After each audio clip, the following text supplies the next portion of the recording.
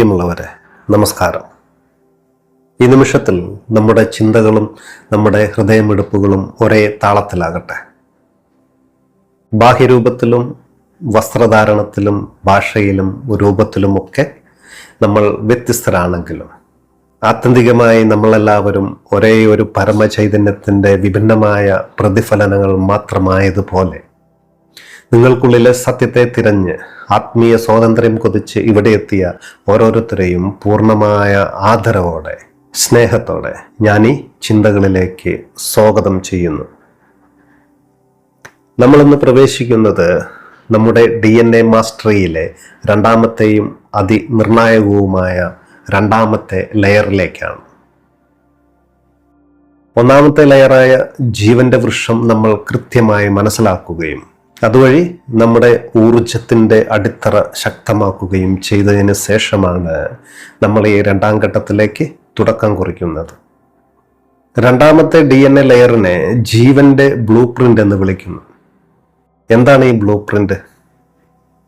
നമ്മളൊരു വലിയ കെട്ടിടം പണിയുന്നതിന് മുൻപ് അത് എങ്ങനെയായിരിക്കണം, അതിൻ്റെ ഘടന എങ്ങനെയുണ്ട് എന്ന് കൃത്യമായി വരച്ച് തയ്യാറാക്കുന്ന ഒരു മാതൃക അല്ലെങ്കിൽ രൂപരേഖ, അതാണല്ലോ ഈ ബ്ലൂ പ്രിന്റ്.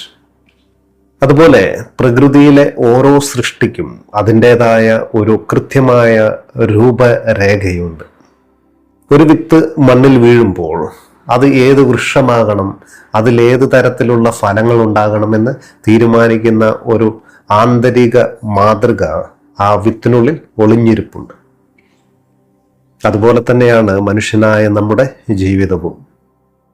ഈ പ്രപഞ്ചത്തിൽ നമ്മൾ ജനിച്ച് വീണതിൻ്റെ യഥാർത്ഥ മാതൃക അഥവാ നമ്മുടെ ജീവിതത്തിൻ്റെ പരമമായ സത്യമാണ് ഈ രണ്ടാമത്തെ ലെയർ എന്ന് പറയുന്നത്.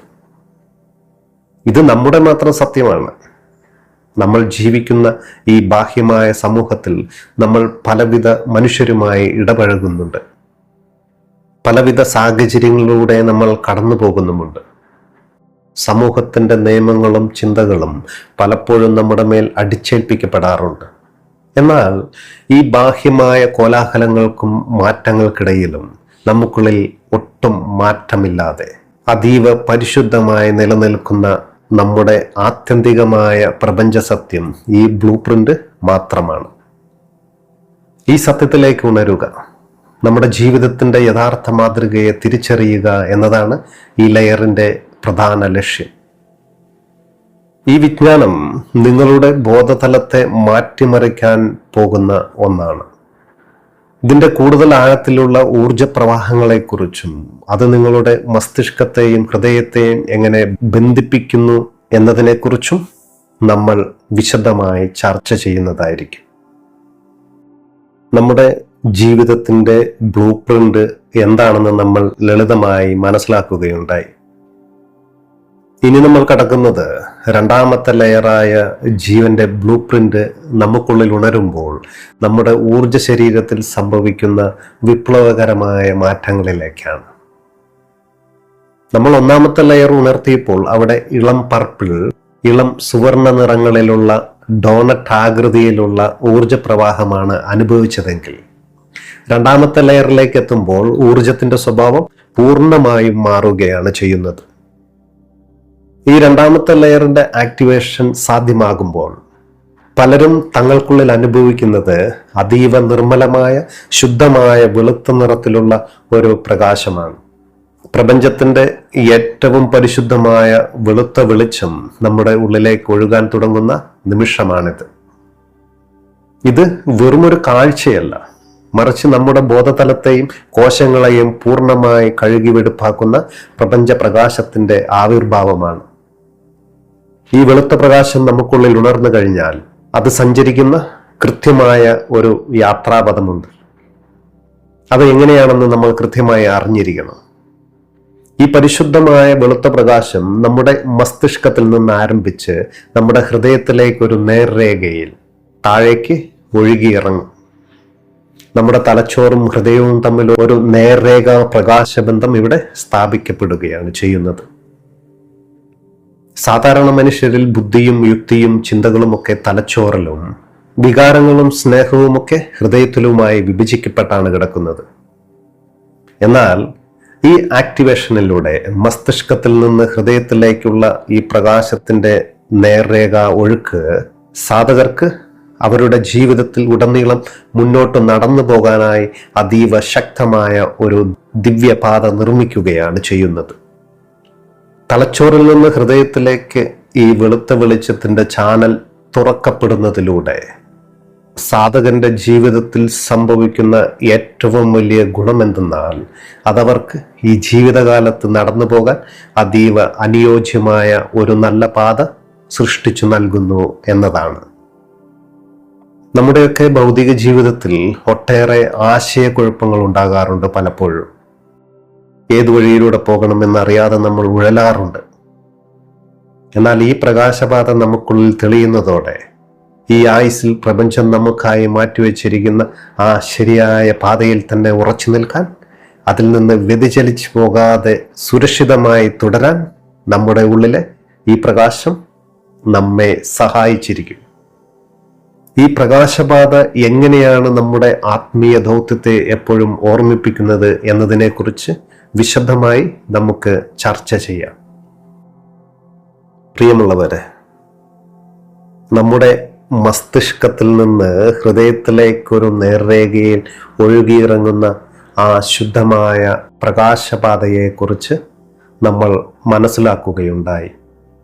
ഈ പ്രകാശപാത നമുക്കുള്ളിൽ തുറക്കപ്പെടുമ്പോൾ സംഭവിക്കുന്ന ഏറ്റവും വലിയ ആന്തരിക മാറ്റം എന്തെന്നാൽ അത് സാധകരെ തങ്ങളുടെ യഥാർത്ഥ ബ്ലൂ പ്രിന്റ് എന്താണെന്ന് എപ്പോഴും ഓർമ്മിപ്പിക്കാൻ സഹായിക്കുമെന്നതാണ്.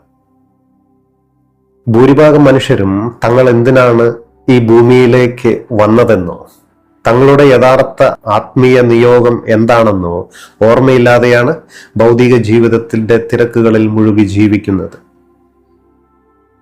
എന്നാൽ ഈ ആക്ടിവേഷനിലൂടെ നമുക്കുള്ളിലെ ജന്മസിദ്ധമായ ആ മാതൃക വീണ്ടും ഉണരുകയാണ്.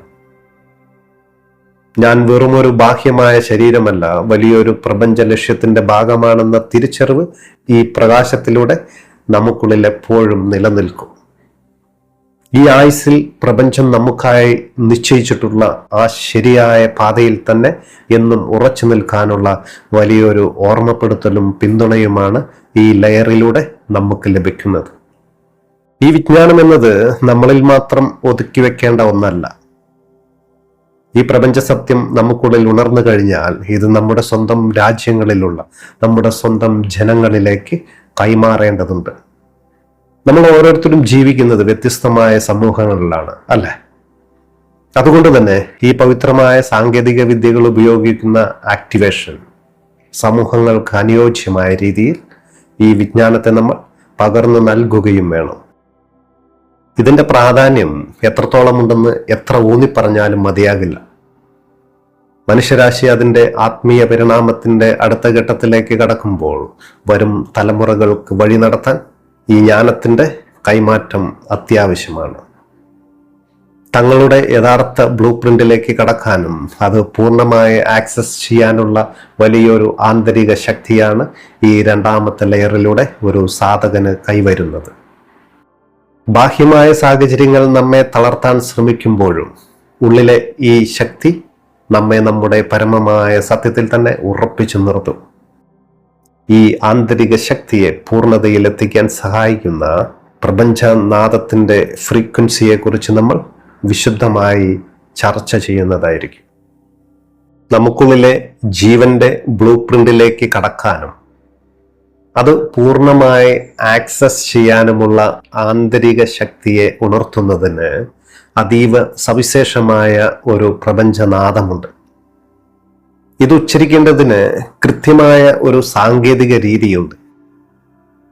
ഈ പ്രത്യേക ഫ്രീക്വൻസിയിലുള്ള നാദം നമുക്കുള്ളിൽ മുഴങ്ങുമ്പോൾ അത് നമ്മുടെ കോശങ്ങളെയും മസ്തിഷ്ക കേന്ദ്രങ്ങളെയും ഈ രണ്ടാം ലെയറിന്റെ ഫ്രീക്വൻസിയിലേക്ക് കൃത്യമായി ട്യൂൺ ചെയ്യും. ഈ നാദത്തിന്റെ കമ്പനത്തിലൂടെയാണ് നമുക്കുള്ളിലെ പ്രകാശപാത കൂടുതൽ ശക്തമായി മാറുക. ഈ പവിത്രമായ ശബ്ദത്തോടൊപ്പം തന്നെ നമ്മുടെ ഭൗതിക ശരീരത്തെയും മസ്തിഷ്ക കേന്ദ്രങ്ങളെയും പ്രപഞ്ചത്തിന്റെ പരമമായ ആവൃത്തിയിലേക്ക് ഫ്രീക്വൻസിയിലേക്ക് ബന്ധിപ്പിക്കാൻ രണ്ടാമത്തെ മുദ്രയും ആക്ടിവേഷൻ കമാൻഡ് കോഡും നിലനിൽക്കുന്നുണ്ട്. ആ മുദ്രയും ആക്ടിവേഷൻ കോഡും ഒത്തുചേരുമ്പോൾ മാത്രമാണ് ഈ പ്രക്രിയ അതിൻ്റെ പൂർണ്ണതയിലെത്തുന്നത്. സ്നേഹമുള്ളവരെ, രണ്ടാമത്തെ ലെയറായ ജീവന്റെ ബ്ലൂ പ്രിന്റിന്റെ ആന്തരിക ശാസ്ത്രം നിങ്ങൾ പൂർണ്ണമായി ഉൾക്കൊണ്ടു കഴിഞ്ഞു. തലച്ചോറിൽ നിന്ന് ഹൃദയത്തിലേക്ക് ഒഴുകുന്ന ആ വെളുത്ത പ്രകാശം നിങ്ങളുടെ ജീവിതകാലം മുഴുവൻ ഒരു നല്ല പാതയായി നിങ്ങൾക്കുള്ളിൽ നിലനിൽക്കട്ടെ എന്ന് ഞാൻ ആശംസിക്കുകയാണ്. ഈ പവിത്രമായ ജ്ഞാനം അതീവ ശ്രദ്ധയോടെ ശ്രവിച്ച ഏവർക്കും ഹൃദയം നിറഞ്ഞ നന്ദി. പ്രപഞ്ച ചൈതന്യവും ഉന്നത ഗുരുക്കന്മാരും നിങ്ങളെ എപ്പോഴും സമൃദ്ധമായി അനുഗ്രഹിക്കട്ടെ. ഒത്തിരി സ്നേഹത്തോടെ ദിവ്യബോധം. നന്ദി, നമസ്കാരം.